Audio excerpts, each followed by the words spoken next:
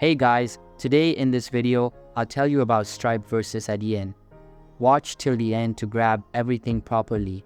Alright, so let's begin with the video.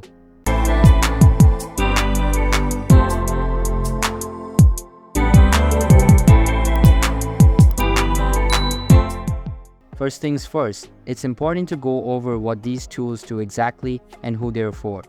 Stripe and Adyen are both online payment tools with innovative features to help businesses receive money from customers all over the world.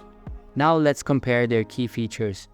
Both of these payment processors have one main feature in common, which is of course the ability to receive money through many different payment methods. Stripe accepts payments in 47 countries, while Adyen accepts payments from nearly 100 countries.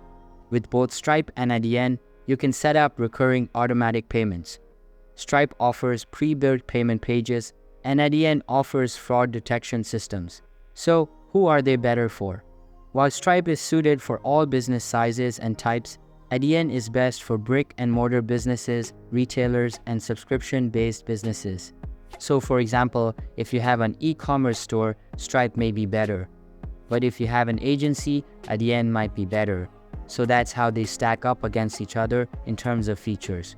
However, there's more categories to explore. Next, we'll take a look at their pricing options. So both of these tools are free to set up. Furthermore, Stripe has a 2.9 to 3.9% fee plus 30 cents per transaction, while Adyen fees depend on the payment method and there is an 11-cent fee per transaction. Stripe has a chargeback fee of $15 and Adyen has a chargeback fee of $5 to $100. So finally, I'll give you my honest and unbiased opinion about which of these tools I prefer and why. So personally, my preference goes out to Stripe for its easy onboarding and setup and low fees. However, Adyen is ideal for larger businesses handling in-person payments. So if you own an online business, my pick is Stripe. But if you own a brick-and-mortar or larger business, my preference goes out to Adyen. So that's basically all about Stripe versus Adyen. So that's all for this video. Consider subscribing if you find it helpful, and I'll see you in the next one. Thanks.